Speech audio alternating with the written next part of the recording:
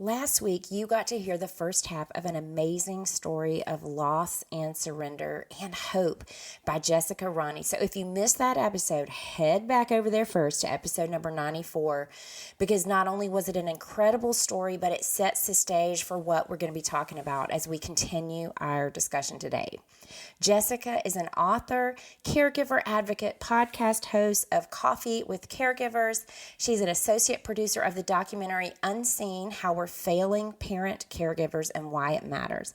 And today we are diving deep into parenting children with severe needs, as well as caring for ourselves and how we as the body of Christ can come alongside caregivers so they feel seen and loved and cared for themselves. So listen in.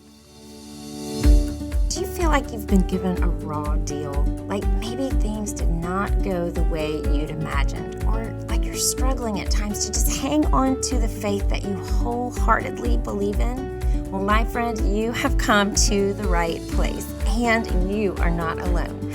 I'm Shelly Sneed, your host of UnPerfect, and it's my weekly mission to inspire women just like you and me to persevere in faith through authentic stories and experiences that are rooted in the truth of God's Word. So hang on. Hope and probably some humor are coming up.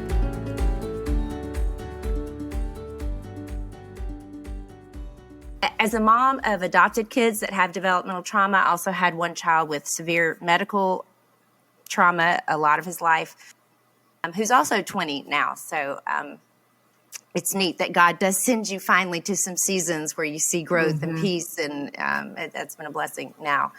But there have been many times my husband and I would literally say to God, you totally picked the wrong parents. Like, I know you know everything, but like we're the worst ones that could have done this. Like, right. And I can even point to people in my church who would have done a much better job.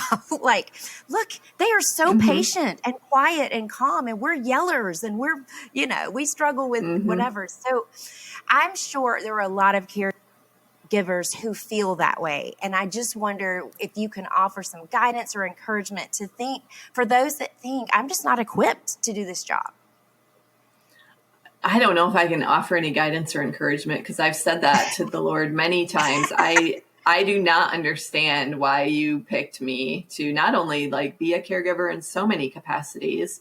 One other part of my story is I'm the oldest of 12 siblings. So I have like literally been in a caregiving mode since I was like 2 years old. There are pictures of 2-year-old Jessica with her twin brothers under my arms, and I'm like giving them both bottles. And lots of processing and even wrestling with this concept of why would you make me a caregiver? I'm not patient. I'm not the mom who wants to cuddle with kids when they're sick on the couch all day. I'm more like, here's your bucket. Let me know if you need anything. I'm going to be working type of person. Right. And I guess, the Lord in his infinite wisdom knew I did have a skill set, and that was problem solving. I don't look at problems as unsolvable. If we face a problem, I'm like, okay, so how do we fix this? And in turn, that has helped so many caregiving families.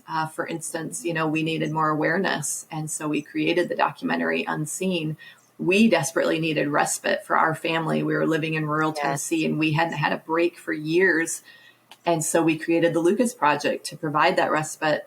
We needed a future residential option for our son, Lucas. And so we created a group home where he now lives. Like, if there's a problem, I jump in and I try to fix it. So for that caregiver, I think, who is struggling with why me, there is something in you that is equipped to handle this. And it might not necessarily be our preconceived ideas of what caregiving looks like that person who's wiping the brow and sitting beside the person day and night, holding the vigil.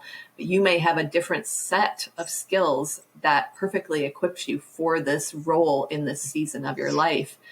And then again, just relying really heavily on the Lord and his strength. I often say when Lucas was diagnosed in utero, I leaned in so heavily to the shepherd's care, like stayed right beside Jesus, our shepherd, was just immersed in the Bible every day and praise and worship music and just thanking him for making me the mother of this child. And he provided that strength. But in contrast, when Jason was going through brain cancer, I was ticked off. I was angry. Right. I was like, I don't trust you anymore, Lord. And I often say I like took the rod and threw it in the woods and was like, you have not led me very well. I'm going to do this on my own, and really struggled in that anger and in my own strength for those 3 years, and used anger as like almost the adrenaline to get me through those 3 years. Whereas if I would have submitted and surrendered, I could have used the Lord's strength to get me through those 3 years. So I wasted so much energy being angry and wrestling in my own strength when it could have. And honestly, about two or 3 weeks before he passed away, I did finally surrender and just crawled into bed with him and let the Lord really minister to both of us and comfort both of us. But I could have saved myself so much, so much energy and angst if I would have just surrendered way earlier. Sure. And it all comes back to that word surrender, which we think is going to be so hard, but the flip side is actually much harder. I am learning still constantly. But several things you said, I was thinking, you said season 2, and I love the way you have divided this book into seasons. And it's just a great reminder that there are things that I think we feel so stuck in. And even though our role as a caregiver may be a lifelong calling, but there are going to be seasons. And just to remember, God's a God of seasons, and he's a God of light and darkness. And that's just a beautiful way that you organize the book to remember there are different seasons that you can be in. And I remember, I'll just throw this out there because we do mention this in the book. We get so angry. I think we're fighting so hard for the care of our kids sometimes, but we kind of let that we're in such a hard season be an excuse to be ugly or to be rude or to be whatever. And right. that so resonated with me because I remember one time we had moved out to New Mexico. My son needed full-time nursing care in our home, or not 24/7, but he needed like at least 12 hours a day. And I mean, I've been fighting for months. We knew there was a medical shortage when we got out there, but it was taking so long. And I remember on the phone with the person that was in part of, this governmental program or whatever that was supposed to be providing the nurse. I just let her have it one day. And God just convicted me. And I think I was so used to fighting for the services we needed, because sometimes you got to put the heat on to get some things that you need. But it is what you said, like God was like, at the expense of not looking like me. No, that it really, right. Yeah, that was really convicting. I've had lots of moments like that. And you see it with special needs parents. There is this bubbling anger all the time, and it's justified. I mean, we have to fight for every single thing, but as Christ followers too, it says you shall know them by their fruit. Yeah. And if we're not displaying that fruit, that has been a massive source of conviction for me as well. Cause my go-to response is anger. This isn't right. How am I going to make this right? Absolutely. And there's a time and a place maybe for that a little bit as well. I mean, we do see Jesus flipping tables, and there's a time and a place, but I don't think our normal response should be anger all the time. Right. Yeah. And as we're talking about caregiving, what I think it's important to talk about self-care. I think a lot of times caregivers think it's a luxury they can't afford in terms of time or money or what will it cost, or don't even know how. We were in a similar situation where we hadn't had a break in a long time, and I didn't even know respite was a thing. I didn't know, that was an option or a need. Like it was just kind of like, well, this is what we're supposed to do. Or maybe for some people it seems selfish, or maybe letting it go of control. Like, can I trust someone else with what I think I do so well? So I'm just wondering, from your perspective, having been in this so long, why is it important? And maybe how do we even go about asking for help? Well, you hit the nail on the head, really. It's that release of control. And I often call it the martyr caregiver syndrome, where we feel like nobody can do it as well as we can. And I'm fine. We're all fine. I don't even want to talk about it.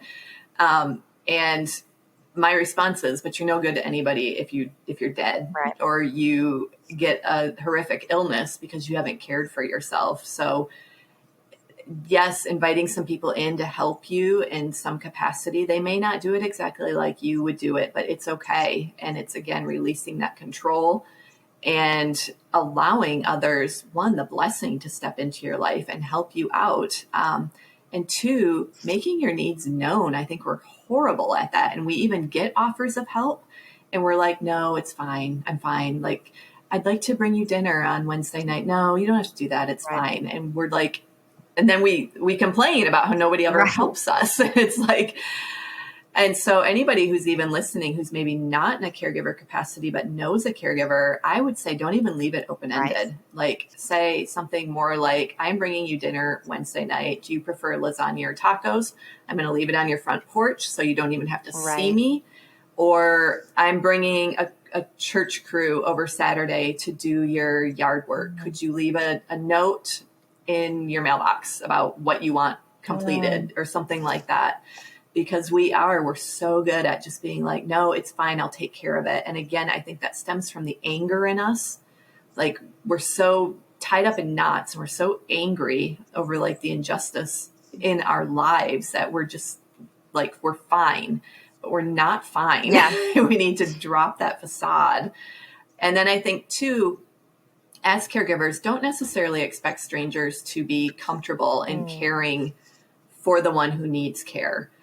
And to those who aren't caregivers, don't feel like you have to offer help in that capacity. Like, that's a relational thing. We really need to get to know you and trust you before we're going to be comfortable in that capacity. But understand too, our to-do lists are so long. And if you can just take a couple of things off that list, whether it be a meal or picking up meds or running errands or helping with the typical siblings who still need to get to soccer practice or still want to go to the homecoming dance, but we maybe can't carve out that time because of our loved one at home, just really look at your gifts and say, how could I serve this family in some capacity? And then again, offer it, but don't take no for an answer, because most of us desperately do want the help.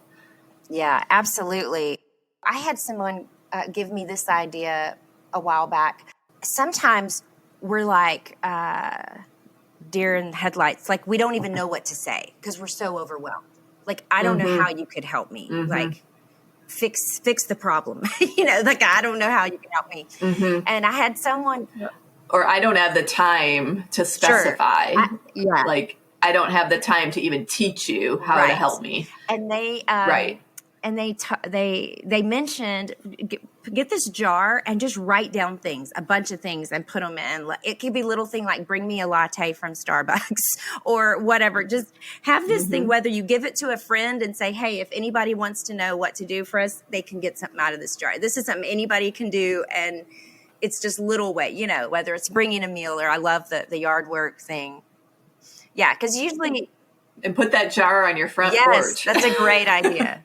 Just put a bulletin board up on the front porch and say, take a number. What would you like to do?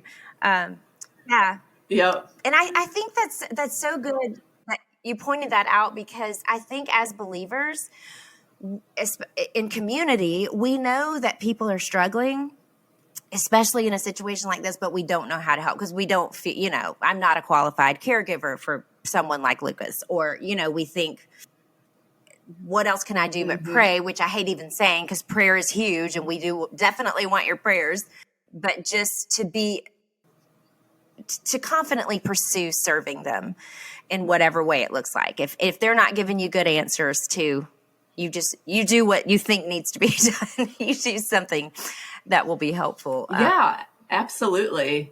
And I mean, everybody loves gift cards. I mean, pop a couple of gift cards in the mail, that's easy. Or some gas cards. Say, I understand that you have all these therapy appointments with your child. I just wanted to provide some gas and coffee, type of thing. I mean, that's huge. That's just like, we're being seen. You see my life. You Yes. see me as a struggling individual. And I mean, I had moments where those gifts that arrived in the mailbox just brought me to tears. Like somebody sees me. Because I think we so often just live our lives so isolated and feeling like nobody Right. sees our struggles.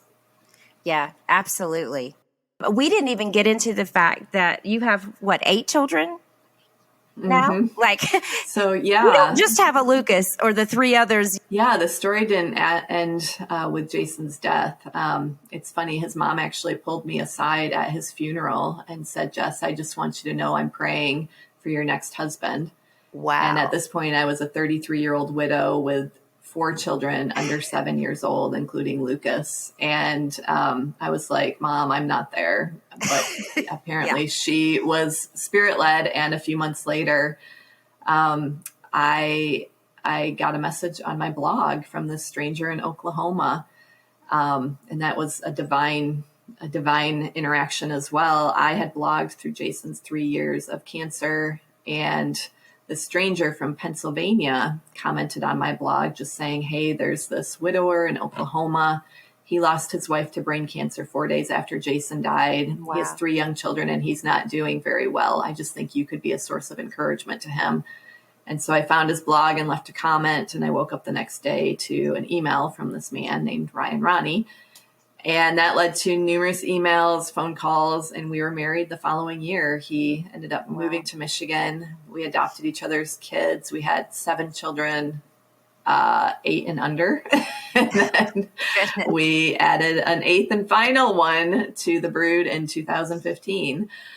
And the Lord has been faithful. We're going on 14 years of marriage this year. And so, yeah, I would just say, really, to anybody who's struggling, you really have no idea what the Lord has in store when he flips your page. I thought that was the end of my story, and God had so much more. And again, it was just my job to obediently take the next step. And it goes back to, it is a choice. We can either choose to wallow and become bitter and lash out at the Lord and lash out at others and become angry, or we can choose life. And what that looks like tangibly is literally taking one step after another towards something life-giving. And for me, that was a week after Jason passed away. I signed up for a master's class at the local college because I knew I had to continue moving towards something and not get stuck. And so my children got me out of bed every day. And then that was like a tangible reminder that I still had a future to work towards. So there's this beautiful quote out there by Martin Luther King Jr. that says, if you can't fly, run. If you can't run, walk. If you can't walk, crawl. But whatever you do, continue moving somehow. And I've just tried to live my life in that manner. And as caregivers too, I think we need to apply that not only to our caregiving, but also to ourselves. And that can often look like taking that first step towards maybe accepting help or pursuing some sort of self-care for ourselves, because we are called to honor ourselves and honor our bodies as much as we're called to serve others. So I think those would be my final thoughts. I love that. And I'll add on to that something you said in the book when you were talking about our stories, like you don't know what the next page is. You also mentioned about not kicking ourselves when we make mistakes. You had one in there called no condemnation. And one of the things you said in there was we can reframe our stories and see our changed perspectives as a sign of growth and maturity. And I love that. I love that. And what you just said about just I say that a lot because I talk a lot about regret, because that really almost took over me, was finding out we had done so many things wrong that probably caused more trauma to our kids. But you don't know what you don't know, right? And it's a daily process of me letting go of that. But what I always tell other people is take the next right step. Like just take the next right step. Stop looking back at what is behind, like Paul said, strain toward what is ahead. Her story is a beautiful story of following Jesus. And I love how you don't sugarcoat it in here, battles with doubts and fears and frustration and anger, but just keep coming back to the God of all comfort and surrender. Surrender. It's big. It is that word, surrender, and being crucified with Christ. And I think so much of that crucified with Christ is surrendering our wills to his holy, perfect will. And it hurts and it's hard, but it's holy. Yes, it is. I just had a recent podcast episode all about being living sacrifices and how sacrifices don't like to stay on the altar. They like to wiggle off, and they don't want to be there. They want to do their own thing. But yeah, so true. Well, I will provide links in the show notes to your books, to other endeavors. But can you just tell us, for those that are listening, where we can find you and learn more about what all you're doing? Yeah, I have a few websites, justronnie.com, or the lucasproject.org that's the nonprofit that we started, or caregiverdoc.com is where you can find our film, or our latest film that we're working on is uncertaindoc.com. And then I'm on Facebook at Just Ronnie Official, Instagram, Just Plus the Mess, and also the Lucas Project is on both of those as well. Okay. We'll link to all of that in the show notes. I'm excited. I haven't seen the documentary, so I'm excited to see the first one and then what you have coming out. Again, Jess, thank you so much for taking the time to chat with me. And I know so much of what you said is going to resonate with the listeners and encourage them, and just really appreciate you. Yeah, well, thank you so much. I'm so grateful to have met Jess and to have been able to hear her powerful story. And listen, if you are a caregiver or you're in any kind of tough, demanding relational role, I challenge you to remember the wisdom that Jess shared with us today, that God equips us in ways we don't always see. Our skill set may not look like traditional caregiving, but it is valuable.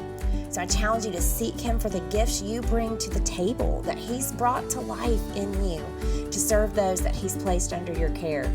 Secondly, for all of us, no matter where our story has led us, Jess said this: surrendering to God's plan isn't about giving up. It's about receiving his strength instead of relying on our own. So write that down on a sticky note or an index card so you can chew on it this week. When I surrender to God's plan, I'm not giving up. I'm receiving and relying on his strength and wisdom instead of my own. And third, if you are a caregiver, figure out who and how to ask for help. God uses the body of Christ to bear our burdens, and so we gotta let the body do what it was designed to do. And on the flip side of that, if you're friends with a caregiver who has said, "Oh, we're fine," okay, don't believe them. Send them a gift card, or do one of the things that Jess has mentioned in this episode. Find a way to serve them without taking "I'm fine" for an answer.